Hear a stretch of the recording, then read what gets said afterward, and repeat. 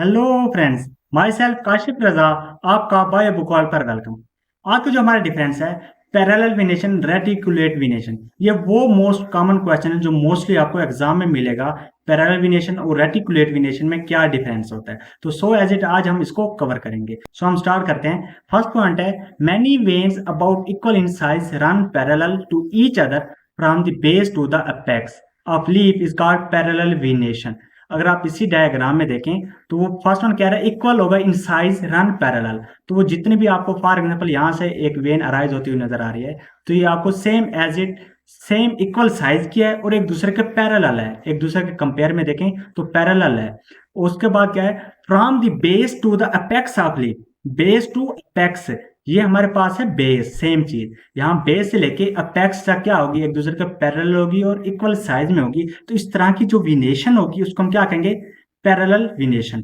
इसके अगेंस्ट अगर हम देखें reticulate विनेशन, smaller veins arise from the mid rib form network is called reticulate विनेशन। अगर हम इसमें देखें तो इसमें आपको मेन एक मिड रिब नजर आ रही है और उसमें से वेन्स अराइज हो रही हैं। और वेन देखें सारे डिफरेंट साइज की हैं, सेम साइज में नहीं है। और वेन से मजीद आगे वेनलेट्स अराइज हो रही हैं, यानी वेन्यूल्स अराइज हो रही हैं। तो और ये एक नेटवर्क की फॉर्म में है, कोई भी आपस में इक्वल साइज में नहीं है। हर एक वेन से वेनलेट्स अराइज हो रही हैं, तो हम कह सकते हैं ये नेटवर्क की फॉर्म में है। तो इसकी डेफिनेशन क्या होगी, smaller veins arise from the mid rib, देखें ये मिड रिब है, इससे से ही अराइज हो रही हैं। And form network is called reticulate venation. Next point है all the veins are usually of equal size. तो इसमें आपको जितनी भी वेन्स नजर आ रही हैं वो आपको इक्वल साइज की नजर आ रही हैं। देखिए इक्वल साइज की हैं और सेम एज इट है। दूसरी साइड पे देखें तो इक्वल साइज की हैं, बेस टू अपेक्स पे हैं। तो हम कह सकते हैं कि हमारे पास क्या है, इक्वल साइज के हैं। नेक्स्ट पॉइंट अगर हम देखें एज ए रेटिकुलेट विनेशन में, midrib is larger others are smaller होती हैं।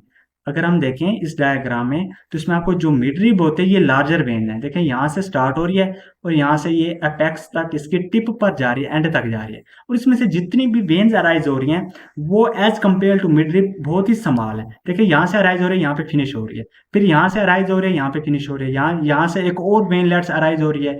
तो हम कह सकते हैं कि जो मिड रिब के कंपेयर में जितनी भी वेन्स होते हैं रेटिकुलर वेनेशन में वो क्या होती हैं, स्मॉल होती हैं।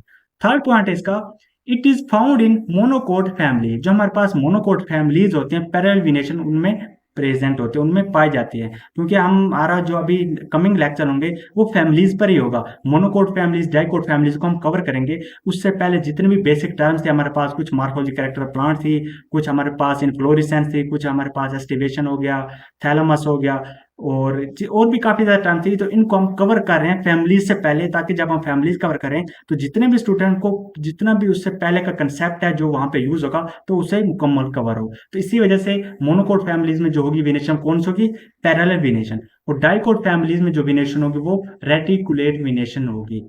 फिफ्थ फोर्थ पॉइंट है, फोर्थ पॉइंट है एग्जाम्पल, जिसमें पेरामिनेशन में हमारे पास आ जाएगा वीट, राइस एंड ग्रासेस। यानी ग्रासेस में जो फैमिली आ जाती है वो हमारे पास पोएसी फैमिली आ जाती है, जिसको हम कहते हैं ग्रास फैमिली भी कहते हैं। उसके बाद हमारे पास रेटिकुलेशन जिसमें पीपल आ जाता है, रोज आ जाता है, मैंगो आ जाता है। और हमारे पास जो डाइकोट फैमिलीज आ होती हैं उसमें हमारे पास बेसी वगैरह ये फैमिली जो है ये हमारे पास डाइकोट फैमिलीज में आ जाती हैं और ये रेटिकुलेट विनेशन इनमें प्रेजेंट होती है। तो हमारा ये जो मेन डिफरेंस था ये मोस्ट कॉमन डिफरेंस था और मेन पॉइंट है जो आपको मोस्टली एग्जाम में ये क्वेश्चन देखने को मिलेगा।